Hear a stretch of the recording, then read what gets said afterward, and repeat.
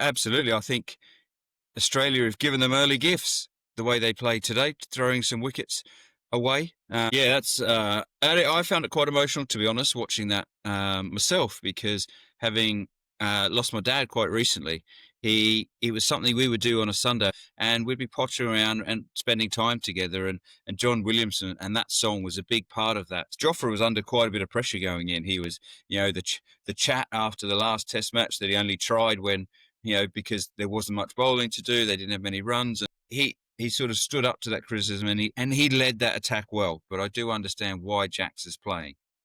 Just now watching him bowl for a period of time, how is he going to bowl them out? The Australians are going to be letting those batsmen know they're under pressure. Yeah, I wouldn't have said it though. I would have kept quiet and let Freddie and as someone else do.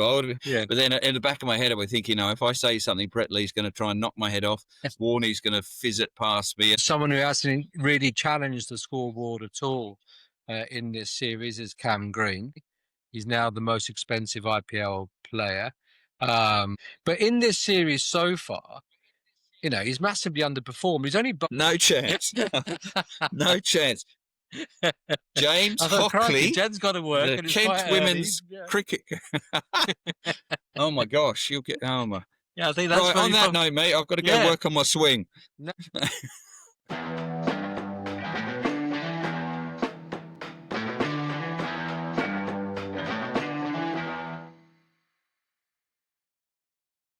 Jonesy, early start. Day one of the third test at Adelaide has only just finished, sort of 45 minutes ago. You've got your Christmas tree twinkling in the background. Any Christmas cheer for England, did you see? I think it was, definitely. Absolutely. I think Australia have given them early gifts the way they played today, throwing some wickets away, much like the way England have had it in the first two test matches. And so, loads of Christmas cheer. I'm off to the Christmas Invitational at Prince's after this. Been out for an early dog walk. So, it's all good. What a life, eh? Dog walking, golf all day, come back, have a snooze, have some dinner. Does that sound about right? Sounds like the perfect day. Crucial test match. England have to win. A draw is no good, given the fact that Australia hold the urn as it is. It didn't start that well with Australia winning the toss. No. And I did stay up and watch it and that first session. And for me, it was watching Ben Stokes at the toss when he had the call, got it wrong. Australia got the chance to bat. And then when he came in to chat to Isha, he was quite defensive. His arms were crossed. Because looking at him there, I think he was a man to me that looked like they were desperate to bat, desperate to put a big total on and control the match and keep some of the critics quiet, which have, been very noisy. And so all that sort of time in Noosa, everything like that. So he looked like he was just a bit disappointed, a bit angry, and was waiting for what Isha was going to do. Because ideally for me, that England would have batted, be loads of runs and be in a position to actually do some control. They've done really well considering, sort of having to bowl on a hot, flat wicket. I think there's some kudos to England at the end of the day. Well, they were given a gift at the beginning with Steve Smith being ruled out. They'd given his illness a very big name, which is undoubtedly true. But he also got hit in the crackers in the nets yesterday, which probably wouldn't have helped that either. Good Christmas link. Yeah, exactly. Oh, there you go. Didn't even think of that. Well, I'm just a natural, mate. That's what it is. And then Aussie came in, Khawaja, and you would say, okay, well, he's batting at 4, not where he normally bats. But, he proved a point. Yeah, and he's talking of gifts, and that, he wouldn't have been expecting that at all. He probably was a man who a couple of days ago was very disappointed. Yeah. And that's the nature of why you have to prepare. He could have quite easily been in a mood, not done his throws, not done any preparation. Then he's thrown in a situation like that. Bat first. Yes, he's going to bat at number 4, but you're replacing Steve Smith, who on that wicket, the Australians, and his history at Adelaide is fantastic, Steve Smith. So Khawaja was under a bit of pressure, but at the same time he wasn't, because he's come in last minute, and I think he played nicely, he played fluently. Sometimes at the top of the innings we can see him very watchful, quite slow, whereas he was looking to attack the short ball quite early. He was just a more fluent Usman Khawaja than you probably see at the top of the order.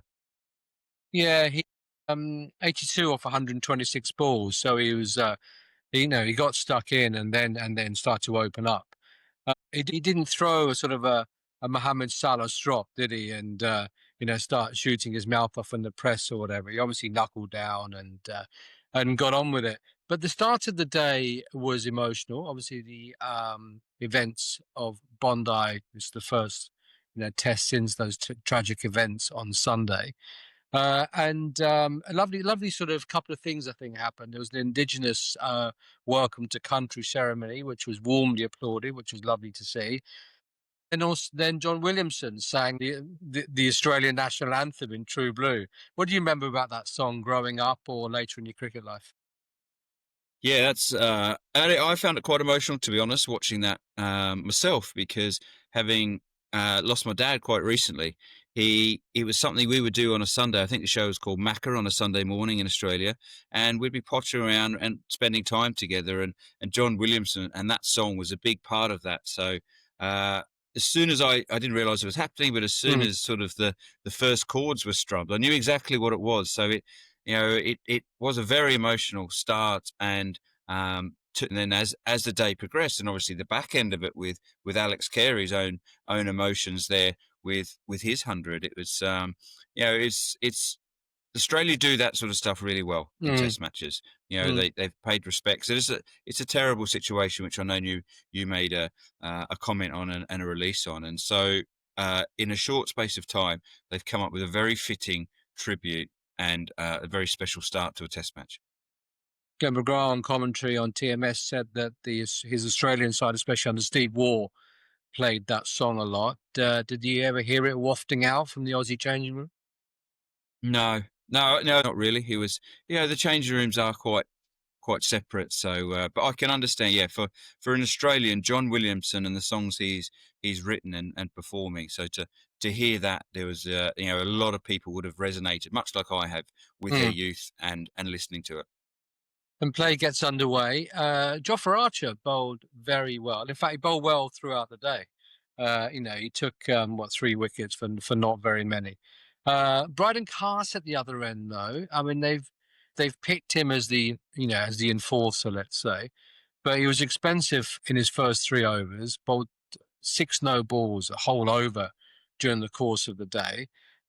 Is that partnership? Is that Jofra's going to bowl pace and he's going to keep it up there, whereas they want Carse to bang it in and have some sort of difference?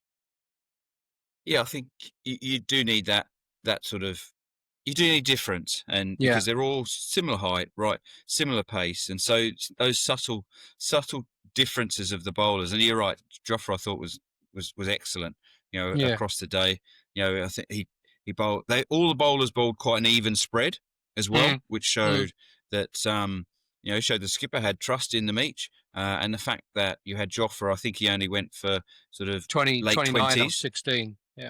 Yeah, which very economical, and that's what you need, and especially when you've got 2 bowlers, Carse going at the runs he did, and then the spinner going at a run at six and over 5s.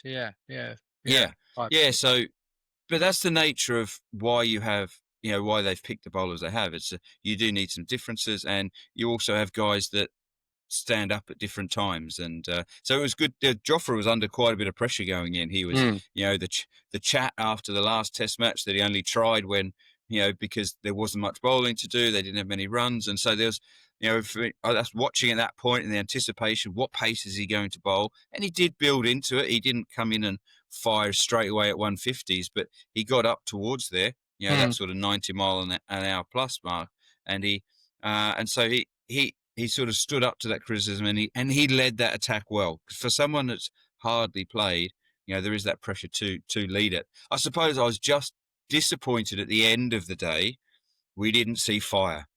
That was the one thing that I felt that was an opportunity at the end where I wanted to see Jofra come in and absolutely fire at those, last 2, try and get those last 2 wickets. And so for me, it was just a slight disappointment on what was what was a good day for that. Yeah, he's probably the only one in the England side that wasn't disappointed that Steve Smith wasn't playing, because I think, after what happened at the end of the last test at the Gabba, he probably was chomping at the bit to try and, get back, one over Steve Smith. But I'm sure he was going to get his chance again. Oh, will he? I mean, he only bowled 16 overs across the course of the day.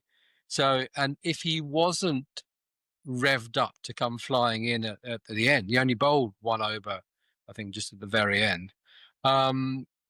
Is he tired? Oh, he's been in Noosa for 4 days. Well, he can't be. Oh, yeah. Can't be tired. No, I don't think he's tired. I think he's just being managed, and that's Right, where okay. that's with a bowling armoury there. And as I said, they've spread it across evenly. In some situations gone past, Stokes would have bowled way more overs than the others. But at this, he's probably realising as a captain, okay, let's spread it across because we've lost Wood now for the series. Yeah. If I don't want to bust Jofra out and lose Jofra, especially on what was a pretty benign wicket, he's managing it for 5 days by the looks of it. And so he probably wanted to throw the ball to him a lot more, but actually it's like, hang on a minute, I've got to spread this out because at times I'll need Joff to come back when that new ball. So tomorrow you'd expect Jofra to really come in and him and Carse to charge in and try and knock those last 2 wickets over as quick as they can. Starc's a bugger though, isn't he? He's played well. Yeah. He's frustrating watching. He does the right. If it's pitched up, he whacks it. Yeah. If it's a good ball, he blocks it.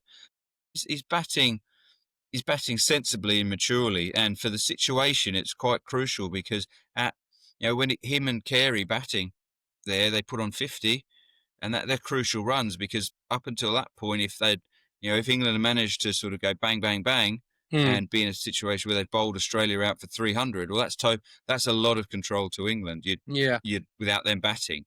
But at the moment, it's still got that. I'm probably gonna watch tonight through my fingers because potentially if they whack another 50, that's all of a sudden that's getting up to that 370 odd, and then it's a bit of a different total. Currently, England will be very happy with keeping them to what they have, but it's so important that tomorrow, in that first sort of 5-10 overs, we take those wickets and we get batting on a very good wicket. Yeah, England bowled. I mean, the body language and the effort was very good today, I think, by England. And to be fair, it has been, pretty much all the way through, despite the results. And England did go bang bang a couple of times.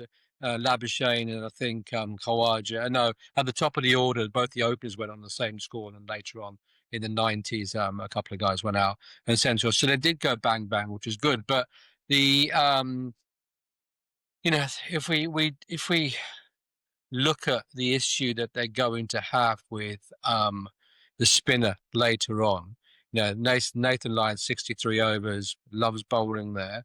Will Jacks bowled the most overs today and went, for over 100 runs, nearly 6 runs and over.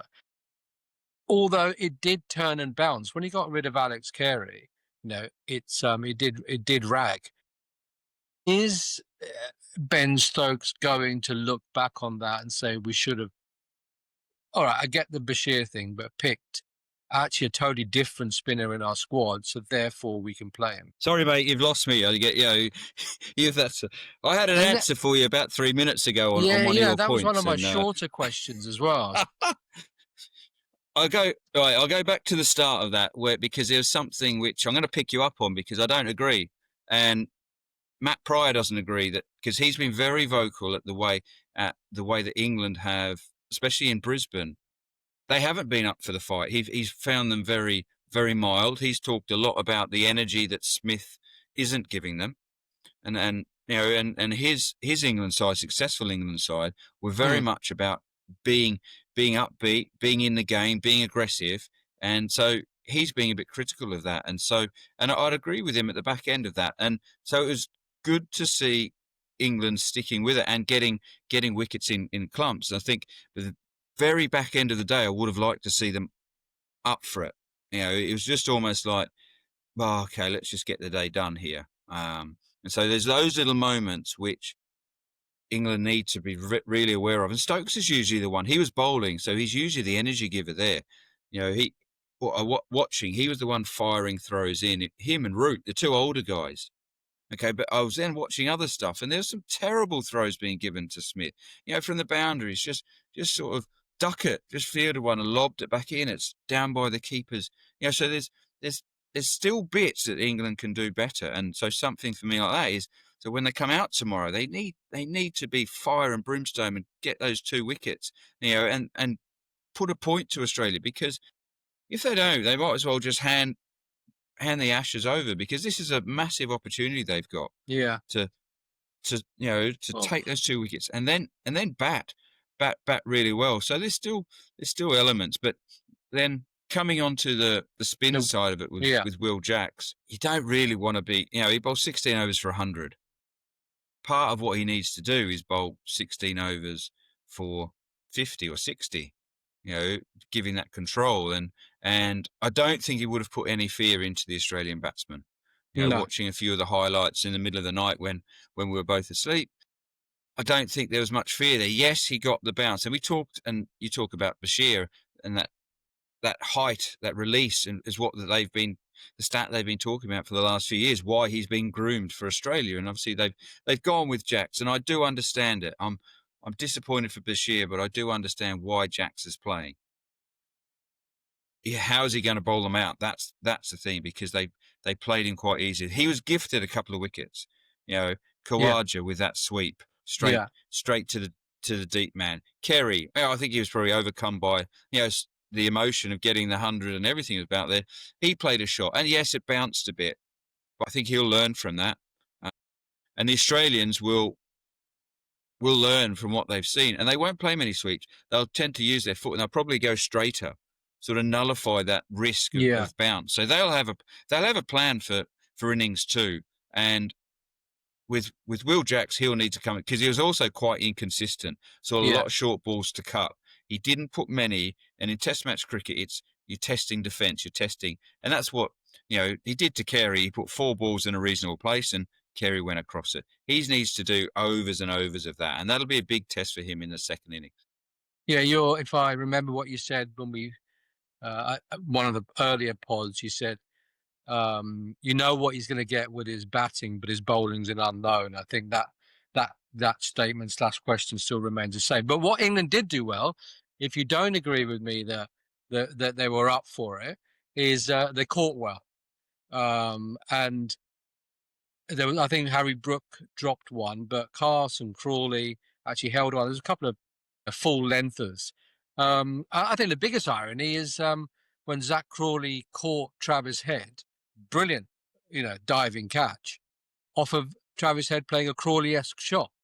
So, that's going to give Zach any sort of hints as to how he's going to bat, and we'll see how that happens tomorrow. But Australia closed on 326 for 8. How do you see that? Do you see that as being level? Do you see that as being someone slightly ahead? I think England will be very happy, because looking at the nature of the wicket, it's Adelaide is a different wicket to Perth and Brisbane. Adelaide is renowned for runs. When I played, Paul Collingwood got a double 100.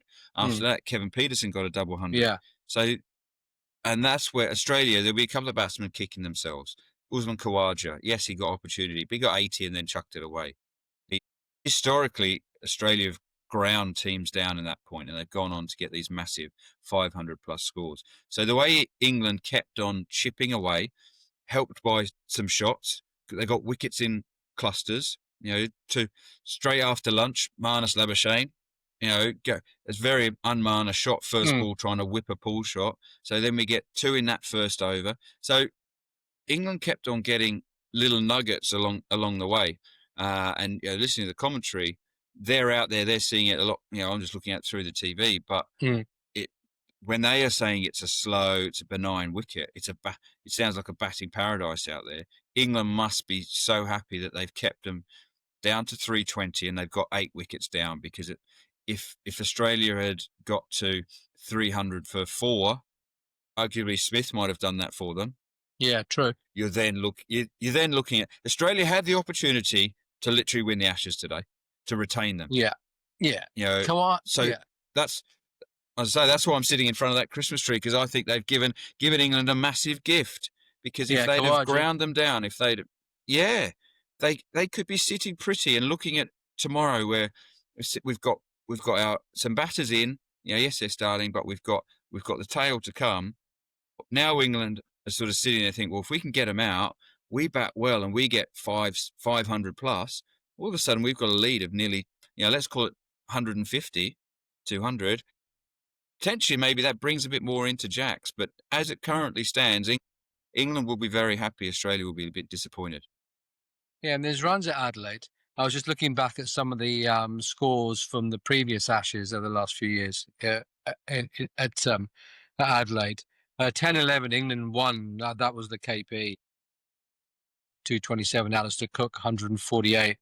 Australia did bat first there, but got done for under 200, and England got 600 odd. 13-14, they scored 570 for 9 declared, won by 218 runs. 17-18, 442 for 8 declared, won by 120 runs.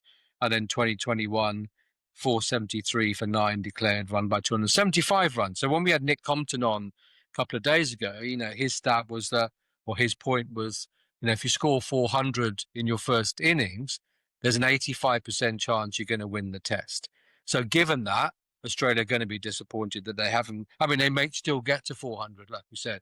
Mitchell Starc is dangerous, but without Alex Carey probably there with him, then they've got a great chance to buck the trend and keep Australia under 400. Yeah, and Australia's got to be hugely thankful to Alex Carey, for putting them in the position, because when he went in, they were perilous, and so he's batted beautifully, and so yeah, that's getting them to that 320.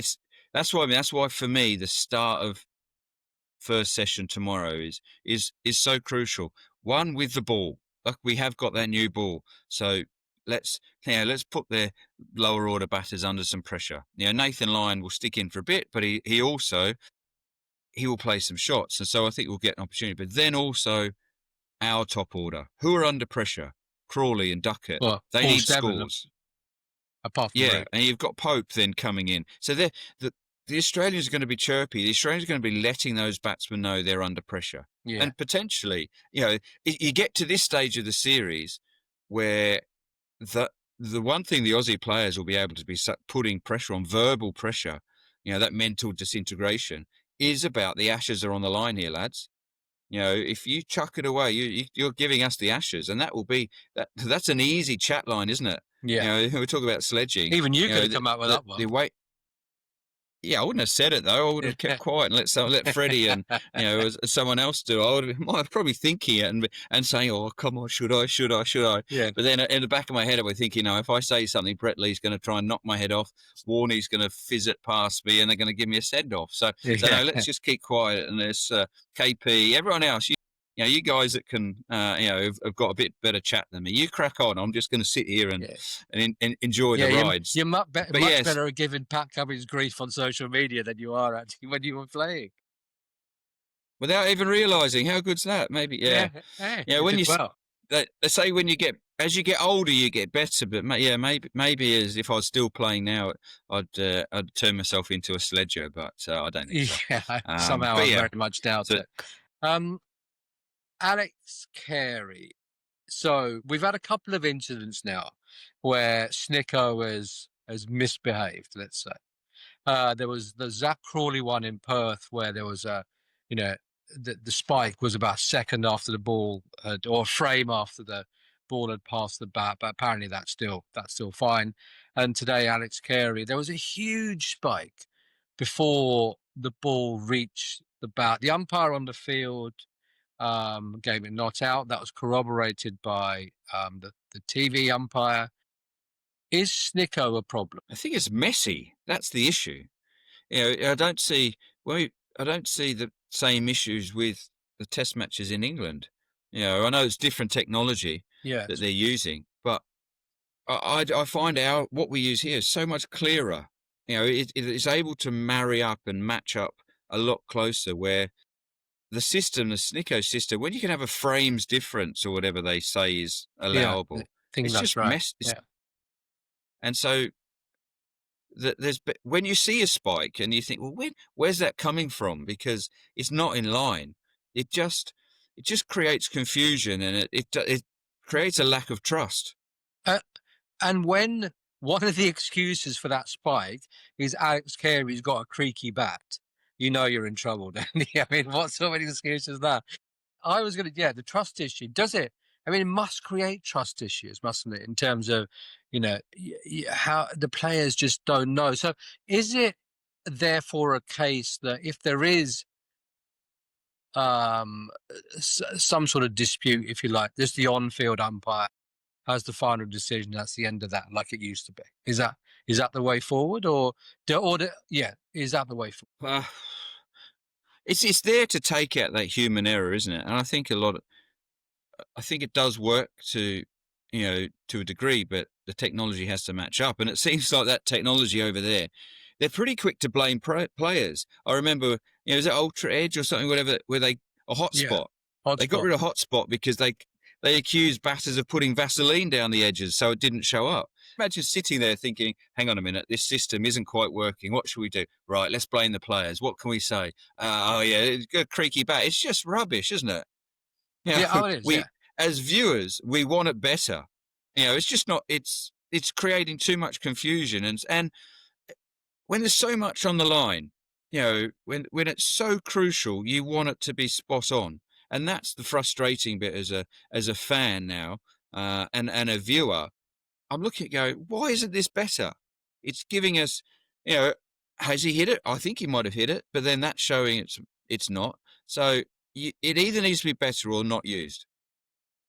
I chatted with Paul Hawkins, who's the inventor of Hawkeye, a few weeks ago. So I'll release that episode just after the Ashes is finished. And he had some interesting things to say on the different the technology. But notwithstanding whether he was out or not, Alex Carey batted brilliantly. And with Mitchell Starc, I was going to ask you that earlier, actually. So Alex Carey's wicket keeping and now is batting. He's the first Australian wicketkeeper to score 100 for 12 years since Brad Haddon. Mitchell Starc's bowling and his batting are now, have sort of collided, if you like, in terms of their excellence. Does that go hand in glove? No pun intended, obviously, with the wicket-keeping thing. But, does one lead to a better other? You definitely can do. I'm not too well versed on taking wickets with left arm quick, but how that works. But right keeping wise, dibbly-dobblies you're quite good at. Yeah, fall away in swing. Yeah. I've got an excellent wrist position when I bowl, and I can bowl in whatever you want. I can bowl it. I've seen most it. Keepers remember. can just ask us. You ask a keeper if you can bowl it. Yeah, of course we can. But anyway, going back to the serious nature, it definitely helps if you're gloving it well. You're in the rhythm of that, and you're watching it well. You're sort of getting understanding. The other thing you do get, and I know I'm going to sort of counter argue here because he hasn't had that opportunity, but you get to see what the wicket's doing. You get a bit of an understanding, a bit of a head start. But if you're when I batted my best, the keeping actually flowed as well. So for me, it worked really, really well, and it did go hand in hand together, or hand in glove, to use yours. But so I definitely felt you get confidence from both because you're then not worrying about it. So for me, I dropped loads of catches. And so I would do that. It would then add to the pressure of my batting, thinking, okay, I've missed that. I need to go and add something with the bat here. So I was subconsciously putting a little bit on myself when I didn't necessarily need to. But when I was keeping well and I was taking those dismissals, and there was no thought of that. It was then sort of and then more often than not the batting went well. So and you look at Mitch Starc, he's flying, isn't he? He's taking wickets as he pleases. He's batting well, and so he's full of confidence. There's nothing concerning him. There's nothing. As cricketers, we look at ourselves so harshly.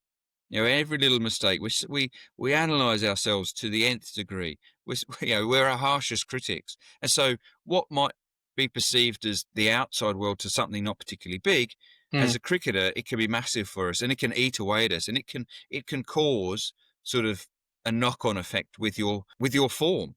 And so you've got two guys there who have got no concerns, and you're seeing the results of that. And the media must play its part in that, because if they constantly pick up the flaw that you're getting out to, let's say, or or technique in terms of dropping a catches, and you know that as a player anyway, it can't help, can it, in terms of building up the confidence to perform the next time? Yeah, no, exactly. And we're looking at that with Smith, aren't we? We're looking at the fact that his mistake, his drop catch in the Brisbane Test match has been highlighted. You compare that to the reels, on social media stuff that Alex Carey's been put out. I myself looked and liked one of his sort of keeping reels because it was outstanding. Yeah. So then you've got a good comparison there. You've got two guys playing in the same match who Smith's going to be in a completely different headspace to what Alex Carey is. Just a reminder to our listeners, if you want more insight from Geraint on life as a professional cricketer and someone who's played at the highest level and won the Ashes, and if you want to hear more rambly long questions from me, remember to subscribe to Sanjay Murthy Cricket on YouTube, and Closer Play is available on Spotify and Apple. Jones, are you ready for your true or false? Oh, mate, I'm just sorting out my lift to the golf. Hocker's this is main top, yes. Top journalism here, mate. It's excellent. So I'm just telling him he's welcome to leave. Go on, fire it at me. It won't make any difference to my thinking. No, you went true last time, didn't you? And you were wrong, and I've got one back. And I actually might as well do this whilst you're not concentrating, so that's good as well. Ready? The third Ashes Test in 1902 was played at Bramall Lane in Sheffield. 1902? The only time the ground has staged a men's Test match. True or false? So I'm telling you where it was played. That wasn't the question. Is it the only time? Yeah, no. They weren't shy of playing Test matches at football grounds and places like that. The Oval was originally, wasn't it? It was. Yeah. So true or false? The only time the ground has staged a men's Test match. The only time. Yeah. True or false? Oh, see, you're getting better at these. I'll give you that. But you're getting better. You're making it harder. Copilot must be giving you some good stuff to ask me. Yeah, it's ChatGPT actually, but never mind. We can get your AI brand sorted out later. Yeah. I might have to put a clock on these things. You see, because I'm testing you. Yeah. Yeah, I see. I didn't think well yesterday. I wasn't happy with that one. It put me on the spot with Compo's one. It was dreadful. I should know my history a bit better. He kept flicking his hair at you. The pressure of Compo. That was it was unbelievable. He came out. I got it wrong with him there. Dreadful. He was very good. Yeah, intelligent, isn't it? It's to have someone intelligent on this pod helps, us, doesn't it? You know what? You'd notice I didn't say much. I kept quiet. I thought it was after he dissed his dress sense, but he got straight in with that, didn't he? Yeah, I didn't really recover from that. Or anything. Anyway, back to your question. Yeah, do you remember it? I have a feeling on it. I have a feeling I'm going to let you back in here. I'm going to say it is false. I'm going to say they did host another one. It wasn't the only time. And the score after 8 rounds is Geraint Jones 6, Sanjay Murthy 2. It's true. It's the only time Bramall Lane hosted a men's Test match. Yeah, they had football grounds. So they had dual, right? Back in, I think we spoke about this before, didn't we? In the summer, actually, I was talking to Mark Pugatch about it. In the summer, you played cricket, and the football in the winter, you played football, and the Oval and Bramall Lane, had both. And the Oval was a football ground in the winter, and then cricket in the summer. Anyway, so there you go. I imagine it was. There just wasn't the space. There just wasn't the greenery that, in terms of prepared greenery, was there? Yeah, that's right. Yeah. So I can understand it and why. And also, on the back of grounds. Yeah. Go on, mate. Go on. Yeah, no, you go. I was just going to say, on the back of talking about grounds and Adelaide Oval, it's changed. My memory of it has changed quite a lot. There's a lot more open space, and so seeing those pan back pictures of it's still a beautiful ground, And Australia has gone to these enclosed stadiums, and the Gabba has changed. I remember growing up with the dog track, Yeah, and the that's new changed a Optus. lot. And It's New yeah, Optus, Melbourne, places like that. But yeah, Adelaide has still got that charm, hasn't it? It's that old scoreboard, and they flipped it quite a lot. hmm. And so on that, it still looked a beautiful ground, and the Barmy Army who are there. I've got some friends who have old deputy head of my school retired. He's going to go watch a load of, and so going to Adelaide, it just looks a beautiful place and a beautiful ground to play. Talking to scoreboards, and someone who hasn't really challenged the scoreboard at all in this series is Cam Green. IPL auction was yesterday. He's now the most expensive IPL player. Come on, the number is, but it's something million. But in this series so far, he's massively underperformed. He's in the side as the all-rounder, and he's bowled 16 overs so far and only scored 69 runs.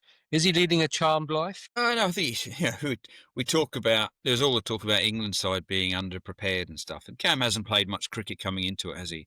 And that's probably showing for him. And so I expect they'll use him more this time round with the bowling. And yeah, but he's a rich man. I think it was it something? I think it's something like $4.8 million. But then the Right. most that you can get. We were talking about this last night at coaching. Actually, I was coaching the Kent EPP players, and with the coaches What's there, APP? and the cap on it of elite player program. Okay. Or merging, it's one of them, mate. EP Okay. guys, it was basically the best young girls in our age group. Okay, who are then going, who you sort of identify that they've got a chance of hopefully becoming professional one day. So they're aged from 13 to 17 was there, but as coaches, because anything over the cap of 3 million gets put into youth development. That's a clause they brought in, and we thought, wow, that's $1.5 million that's now gone into Indian youth cricket development, and that's a pretty. So that was a good thing that came out of it. But he's obviously the fact he can do everything, because people go, why is he worth that much money? Well, he feels like an absolute god. He could. When he's on form, he bats and he bowls really well. So he gives you that ultimate player. So it's whilst the figures are staggering, it's not surprising. But what we're yet to see is why, and that's what. Yeah, exactly. So there'll be a bit of pressure building. I think like I said, he'll bowl more, and then you'd expect at some point in the next, let's call it 5 innings he's going to play all the test matches. Mm. He will get the rhythm of, and he will score a score. What's the Australian media like in these sort of situations? If it was the other way around, it was somebody in England and the English media, they would be on his case or her case. It was the women's Ashes. The Australian media don't seem like that, do they? Do they protect their players more? To a level, and especially when they're up, when they're winning like they are. So they will be protective, realistic of what he's been through with his injuries, and he's coming back to it. They'll give him, they'll give him a bit of leeway. But there will be a point that if he doesn't produce, that they will turn, like they did with Marnus before the series and before he got those hundreds. So they'd completely turned on him and there was lots of pressure on him too. And now he's come in and he's played the way he has. You don't hear a bean from them. So they will give him some leeway to a point. Yeah, set up well, isn't it? For day 2 tomorrow, England need to strike quickly and then bat time. Another thing we spoke with Nick Compton about. Bat time, give themselves a chance of a big score, especially given the fact that later on, the pitch is going to. Well, it looks. I mean, the pitch is going to obviously change as it happens over time, and Nathan Lyon will come into play. But the question there is the drop-in pitch that they are using. Does that disintegrate at the same sort of rate as a non-drop-in pitch? I didn't even realise they're going to drop in Adelaide as well, have they? Okay. Because of the AFL. Yeah, I suppose. I know. I think, if anything, the drop-ins hold together better. In terms of but what they generally are, apart from Perth, where Perth have discovered the soil that matches what they're. So Yeah. Melbourne drop-in pitch, Adelaide drop-in pitch, historically been pretty low, slow, turgid things. So but they do stick together. They offer a little bit, but then they flatten out to be not much, and they're hard wickets too. So days 3, 4, really hard to get batters out if they apply themselves. And so that's the thing with a drop in. So is the role of the spinner on days 3 and 4 more about control than it is about being a match winner? Yeah, because if as a spinner you haven't got that control, you're missing your line, you're missing your length a lot. You then you can be milked. I suppose it's a bit harder to milk a seamer. If a seamer can hit a decent, you've got to correct. Whereas if a spinner misses it, and we talk about milking, which is that strike rotation, and if you get in as a batter, if you get into that method and that mindset and that rhythm of risk-free, able to pick easy gaps off a spinner because the field's a bit spread. So Nathan Lyon as an off spinner, likely to have long on out. So me as a batter, I'd be looking, okay, anything up there, that's a big gap. That's an easy off-strike gap. All I've got to do is make sure I don't hit it back to Nathan Lyon. Yeah. Again, when I'm coaching, it's one thing in the nets. I say to batters against spinner, the one rule I have is don't hit the ball back to the bowler, because you miss the bowler, you're opening up an opportunity to score. So that's what I'd be looking at. So I'd be thinking, okay, down the ground's an easy single, slightly short, slightly straight, I can work through. So that's 2 low risk, easy rotations. And if you're doing that to the spinner and there's no threat for them, you're going along at 3, 4 runs and easily, the skipper then looks at that and goes, well, I've got to do something different here, because there's no pressure on these batters. I can't just let it keep going on at 4, 5 and over. So we have to change, right? So that's what England batters will be looking to do from Nathan Lyon. If we try and sweep, reverse, run down, slog him, Nathan Lyon's going to be happy days. He's too good a bowler. He will know that at some point they'll make a mistake. So the session by session scores, first session, we can do it normally now because it's not day night or any of that sort of type of jazz. Up to the first session, up to lunch, Australia 94 for 2 at lunch. They lost 2 quick wickets, Labuschagne being one of them. And the start of the afternoon session, 194 for 5. And then the final session, 326 for 8. It's 94 in the first dig. England got 2 wickets and 100 runs in the second. England got 3 wickets and then 132 in the third session. And England got 3 wickets. So where do you see session by session? Because what's been shown so far is when we've talked about and we've added them all up at the end, it correlates to who's won the test match. So where do you see these? I think today's a tougher one to judge, and more so, I've got to do it. So I think today's England's day.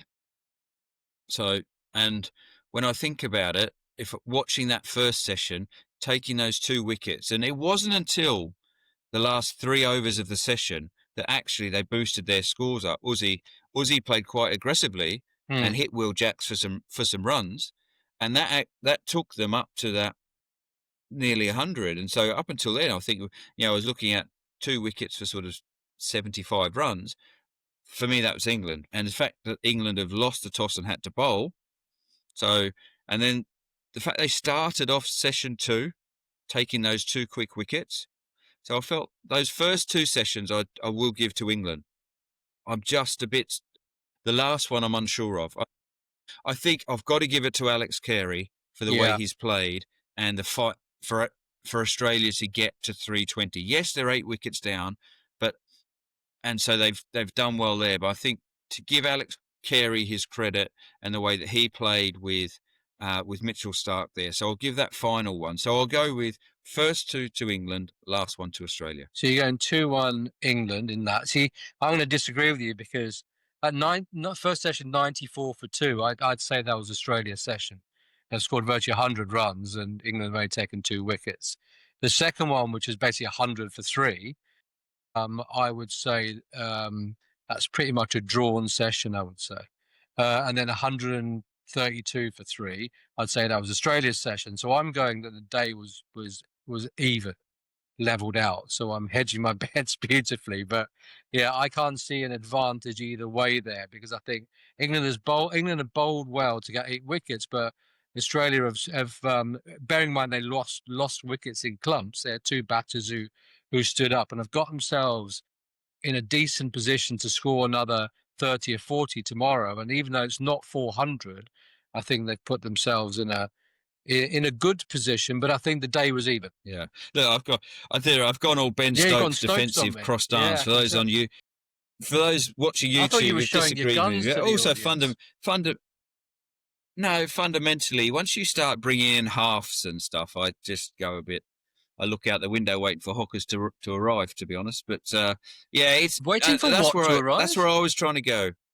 Hockers, James Hockley. I thought waiting for. No, you're not getting that headline out of me. No chance. No chance. James Hockley. Jed's got to work. The Kent women's cricket. Oh my gosh, you'll get. Oh my. Yeah, I think that's right. On that note, mate, I've got to go work on my swing. No, I think you ought to, mate.